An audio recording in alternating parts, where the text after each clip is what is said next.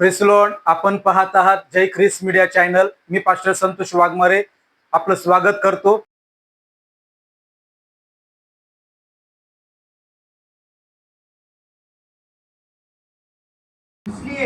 इसीलिए अपना अपना हियाब न छोड़ो, हियाब ना छोड़ो, क्योंकि जी उसका प्रतिफल हाँ, थैंक यू पास्टर जी. क्या बोल रहा है प्रभु का दास? इसीलिए अपना हियाब मत छोड़ो क्योंकि उसका प्रतिफल बड़ा है। मैं आपको प्रभु की ओर से ये कहने के लिए खड़ा हुआ हूँ, अपना हियाब आपको नहीं छोड़ना है क्योंकि आपका प्रतिफल आपके पास आने वाला है. अपना हियाब मत छोड़िए, अपना हियाब मत छोड़िए. आप एक विश्वासी हैं, आप एक प्रभु की सेवा करने वाले हैं. आपको क्या मिला है क्या नहीं मिला है, लेकिन एक परमेश्वर है जिसकी आप सेवा कर रहे हैं, जिसकी आप आराधना कर रहे हैं, जिसके लिए आप सब कुछ छोड़कर आए हैं, जिसके लिए आप परिश्रम कर रहे हैं, उसके पास आपके लिए निश्चय ही प्रतिफल है और बहुतायत के अंदर वो आपको प्रतिफल देने वाला है. अपना हियाब मत छोड़िए. मैं इसको, मेरी वाइफ ने एक दिन इसको मराठी में पढ़ा और मुझे बड़ा अच्छा लगा. मराठी में पता है बड़ा अच्छा मुझे लगा. और उसमें लिखा हुआ है, मैं तुम कोई पढ़े जरा मराठी में. क्या लिखा हुआ है, क्या लिखा है? धैर्य छोड़ू नका. आपको मालूम है ये बात कहते हुए मैं प्रभु के क्या बोलूंगा, जिसको मैं ऐसे कह सकता हूँ, उसके प्रेम में, उसकी तरफ में अब मेरा मन कर रहा है मैं आप में से हर एक को पकड़ के ये बात कह सकूं, मेरे भाई निराश मत हो, मेरी बहन निराश मत हो, मेरे सेवक को निराश मत हो, क्योंकि आपके प्रभु यीशु के पास आपके लिए फल है. आपको क्या मिला है या आपको क्या मिला नहीं है, आपके पास एक ऐसा प्रभु है वो निश्चय ही आपको प्रतिफल देने वाला है. आप कह रहे मुझे कुछ नहीं मिला भाई, मुझे कुछ नहीं मिला सेवक, मुझे कुछ नहीं मिला, लेकिन मैं आपको प्रभु की उपस्थिति में आज की सुबह ये बात कहने के लिए खड़ा हूँ, यीशु है जो आपको प्रतिफल देने वाला है. अपने हियाब को मत छोड़ो.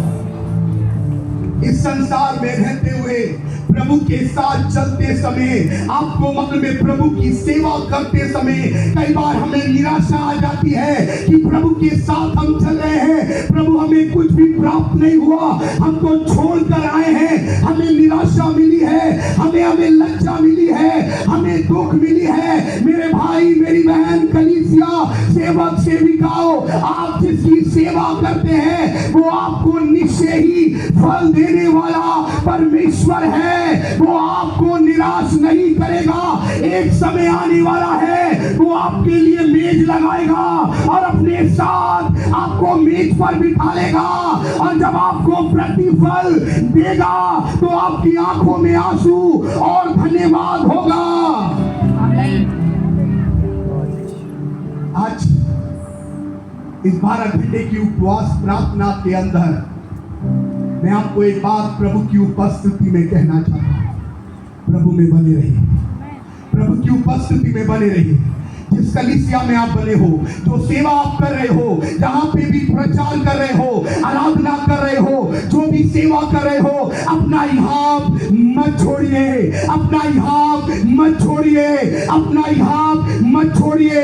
हो सकता है शारीरिक दृष्टि से आपको कुछ नहीं दिखाई दे रहा, लेकिन आपको मालूम है हमारे पास आत्मिक आंखें हैं. परमेश्वर ने अब्राहम से कहा, देख तेरी आंखें कहां तक जाती है, वो सब मैं तुझे दे दूंगा.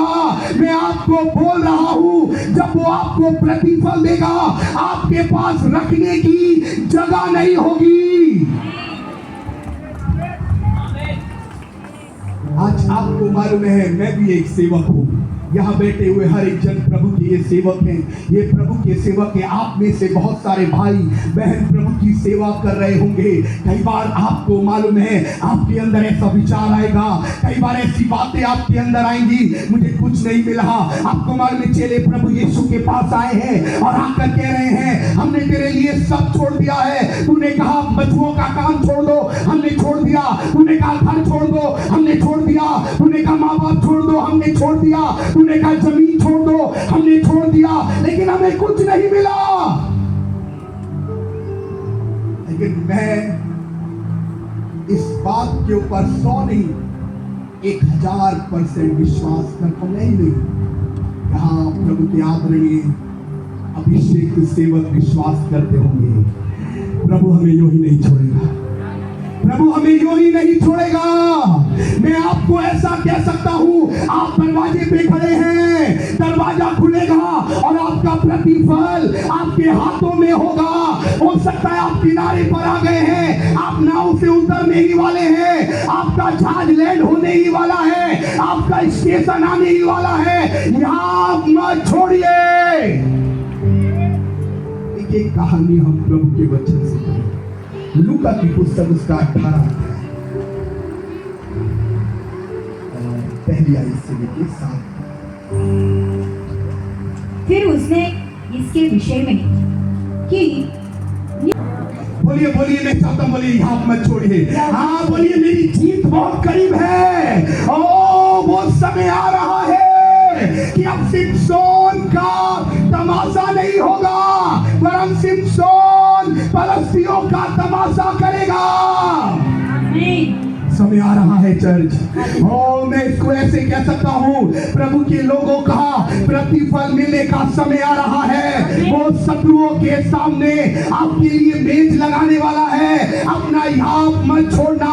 हो सकता है आपको कुछ भी दिखाई नहीं दे रहा है, लेकिन विश्वास के साथ अपने कदम बढ़ाते रहना, विश्वास के साथ अपने कदम बढ़ाते रहना।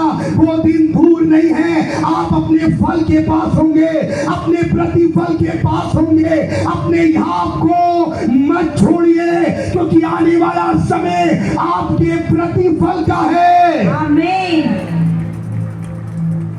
क्या लिखा हुआ पढ़िए मैं। फिर उसने इसके विषय में कि नित्य प्रार्थना करना और हियाव न छोड़ना चाहिए, उनसे यह दृष्टांत कहा। किसी नगर में एक न्यायी रहता था, जो न परमेश्वर से डरता था और न किसी मनुष्य की परवाह करता था। उसी नगर में एक विधवा भी रहती थी, जो उसके पास आकर कहा करती थी, मेरा न्याय चुकाकर मुझे मुद्दई से बचा।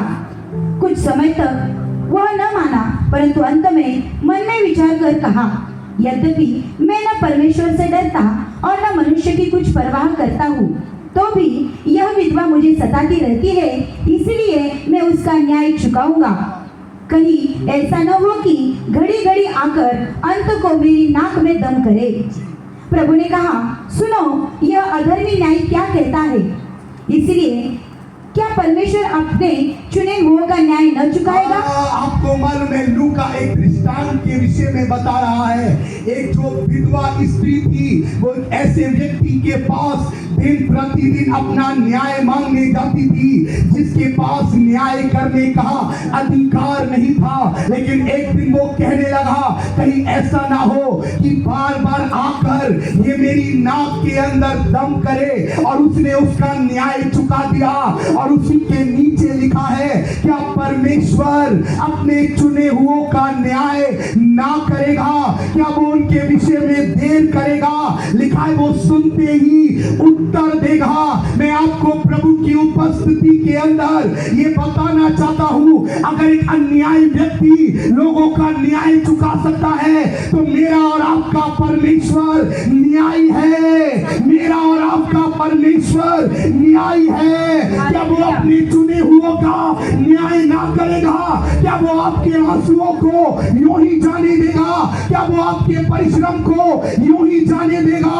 जो कुछ आपने प्रभु के लिए किया है, स्वर्ग उसको भूलेगा नहीं, परमेश्वर उसको भूलेगा नहीं। सूद समेत इंटरेस्ट के साथ आपको वापिस किया जाएगा। सूद समेत इंटरेस्ट के साथ स्वर्ग आपको वापिस करेगा। यस आमीन। मैं आपको प्रभु का दास होने के नाते कह रहा हूं, आप लिख लो।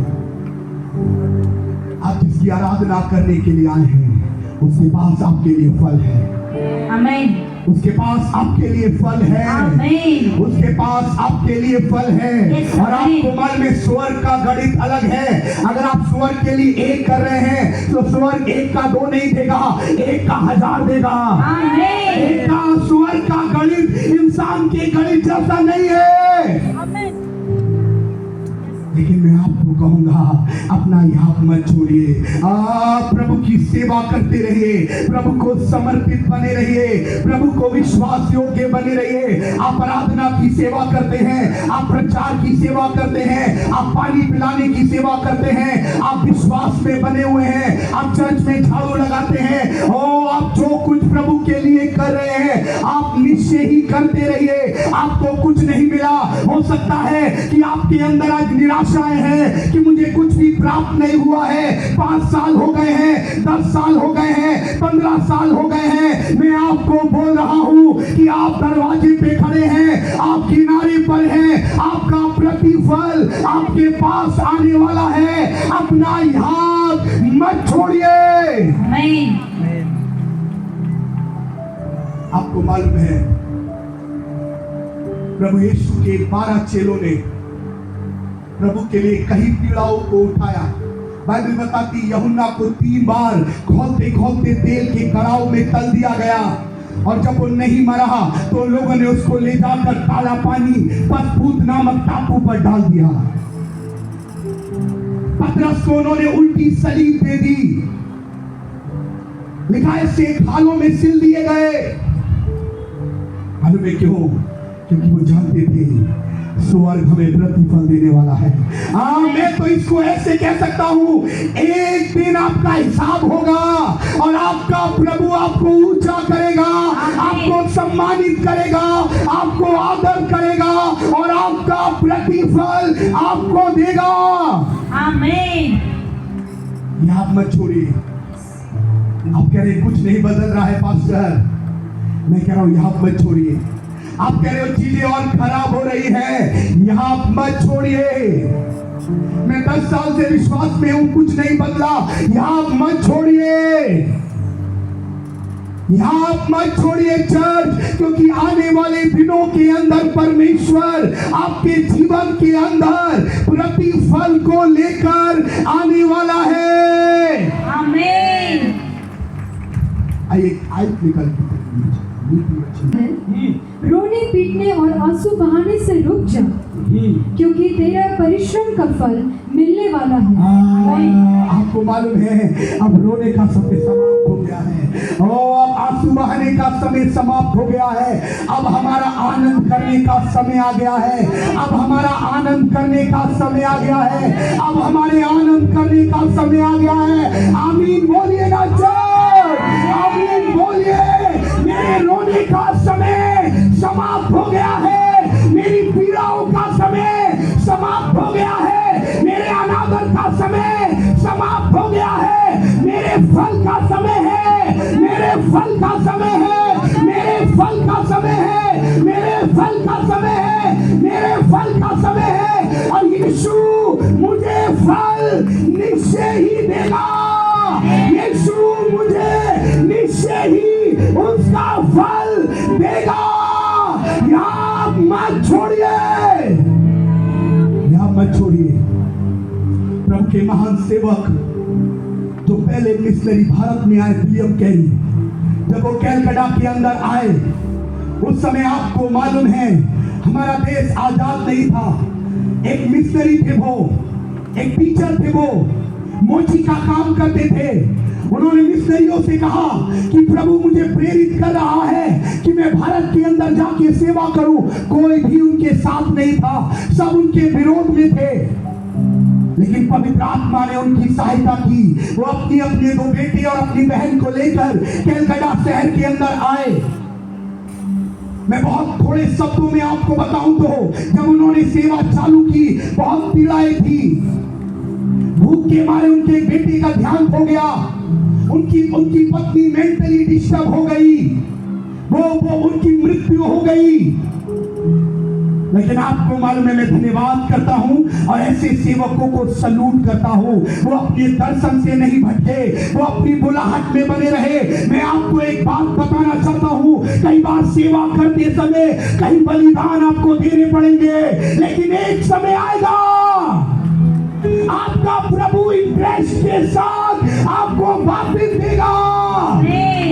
और मैं आपको बताऊंगा, प्रभु के दास को जेल भी जाना पड़ा, बहुत पीड़ाएं थी। उस समय आपको मालूम है, छपाई की मशीनें नहीं होती थी। प्रभु ने उनको प्रेरित किया कि वो बाइबल का अनुवाद करें। और आपको मालूम है, प्रभु के दास खड़े हो गए प्रभु के लिए। मैं आपको बोलना चाहता हूं, प्रभु के लिए आप खड़े हो जाइए, प्रभु लाखों को खड़ा कर देगा। आप तो खड़े होइए, दूसरे का इंतजार मत करिए। आप खड़े होइए, प्रभु लाखों को खड़ा करेगा। और आपको मालूम है, प्रभु के दास खड़े हो गए, एक करके प्रभु ने उनके साथ लोगों को जोड़ दिया। और आपको मालूम है, आज जो मेरे और आपके पास हिंदी, मराठी, अन्य भाषाओं में जो बाइबल है, 41 भाषाओं में प्रभु के दास ने बाइबल का अनुवाद किया। इतना ही नहीं, पहला बाइबल कॉलेज कैलकाटा शहर में स्थापित किया गया। एक महान सेवा प्रभु की वहां से चालू हो गई। प्रभु के दास ने अपना धैर्य नहीं छोड़ा, अपना इनाम नहीं छोड़ा। कलीसिया में आपको बोल रहा हूं, अपना धैर्य मत छोड़िए, अपना इनाम मत छोड़िए। अगर वो विलियम कैरी का परमेश्वर है तो वो मेरा और आपका भी है। अगर वो अय्यूब का परमेश्वर है तो वो मेरा और आपका भी है। अगर मूसा का, पौलुस का परमेश्वर है तो वो हमारा भी है। मैं आपको एक बात कहूंगा, धैर्य मत छोड़िए। आइए, मैं चाहता हूं 2 मिनट हम अपने स्थान पे खड़े हो जाए। आपणास हा व्हिडिओ कसा वाटला, तुम्ही लाईक करा, शेअर करा, सबस्क्राईब करा आणि कमेंट्स बॉक्समध्ये तुम्ही कमेंट्स करा. धन्यवाद.